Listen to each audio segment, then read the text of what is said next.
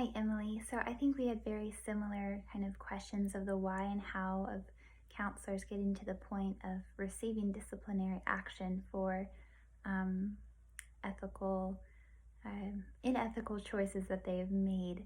Um, and I think that there was something in the reading from Foundations of Counseling that's kind of related to some of the questions that you posed, as well as um, our similar surprise and shock about um, the line of in regards to participation in continued education credits. So Simmons and her fellow authors in the Introduction to Counseling textbook, um, there's a point where they really discuss the importance of intellectual wellness. And so we learn how CECs or CEUs help counselors remain up to date on best practices and techniques and developing new skills and learning about empirically supported treatment modalities, as well as building relationships with fellow peers outside of perhaps their immediate work environment.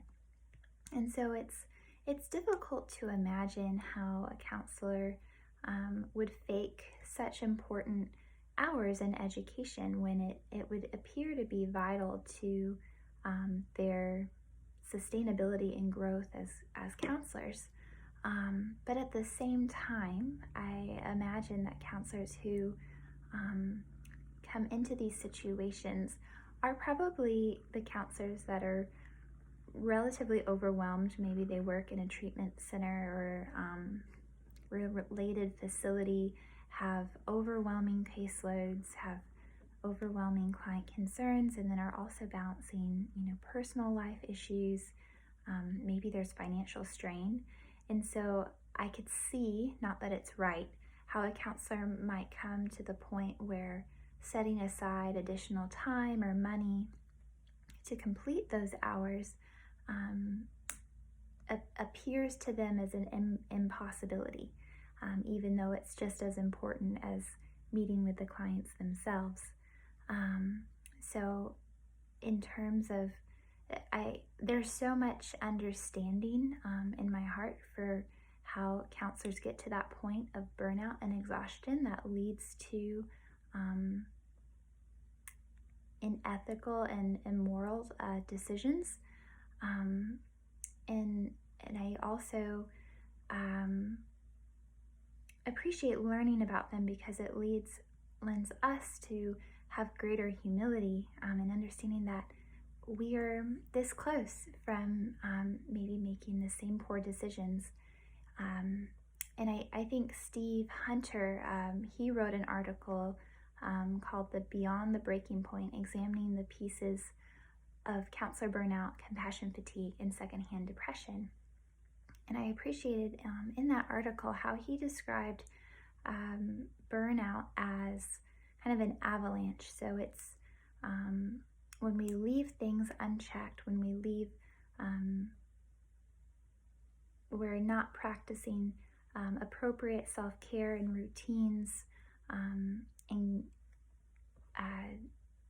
having a professional relationship with our clients and our work, and respect in that, then there can be this accumulation of pain, as he describes it, which can lead to these unexpected and kind of catastrophic repercussions that harm the client, and they harm the counselors and even the community.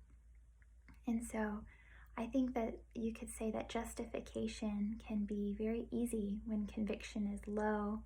And it sort of kind of reminds me of, I'll leave you with this thought of the scene from 27 Dresses where the main actor and main actress are sitting at a bar, and the actress is explaining to the actor that she has this inability to say no, and so he wants her to practice saying no to him. So he asks her something and she's like, no. He asks her again, she's like, no. And they do this back and forth several times, and then he's like, okay, I'm gonna have a sip of your drink. And she's like, oh yeah, sure. And then she realizes what she did, and she's like, no. And he's like, oh, you were on such a good roll. And so I think that's just kind of a funny example of how um, it's important for us to know our weaknesses. Is it difficult for us to say no? Do we have trauma that we're still working through from our past? Are there financial stressors that we need to remain aware of? Because these weaknesses are areas in which we need to remain sensitive and checking in on, and not letting our guard down. Because in the actress, she let her guard down, and she got taken advantage of, for lack of a better word, and she made a mistake.